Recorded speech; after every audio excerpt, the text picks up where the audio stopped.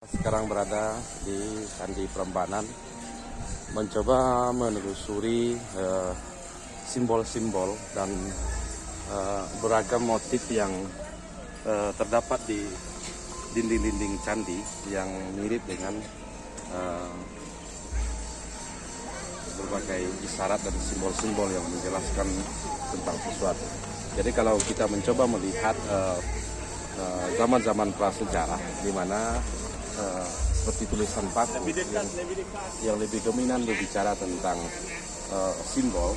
Jadi di Candi Prambanan yang menurut sebagian arkeolog dibangun pada abad ke-7 dan 8. Jadi juga terdapat banyak simbol-simbol yang dapat dilihat seperti ini.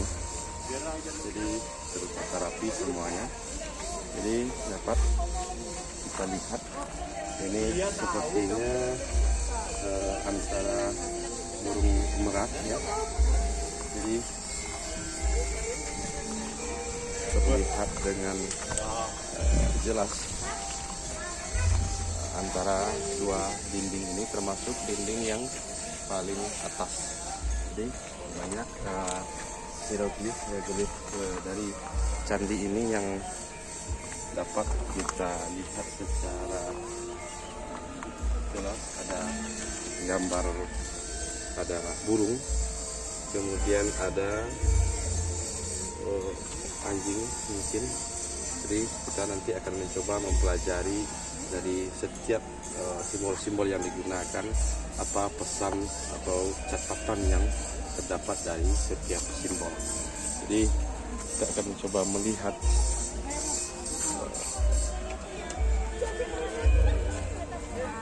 jadi ini mungkin di setiap ruang simbol burung yang berbeda. Jadi ada burung yang mau hinggap.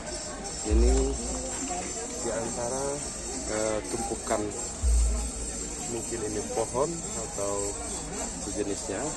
Kemudian ini terlihat burung yang telah hinggap dengan baik. Jadi kalau kita lihat di sini, ternampak seolah burungnya sudah, tapi jenis burung adalah jenis kakak tua. Jadi gambarnya juga berbeda, ada gambar kucing, kemudian di sini ada gambar rusa, dapat kita lihat ada gambar rusa. Kemudian di sini ada cendrawasih. Ya, itu sekilas dari penelusuran kita kali ini, mencoba melihat hieroglif yang ada, yang terdapat di dinding-dinding.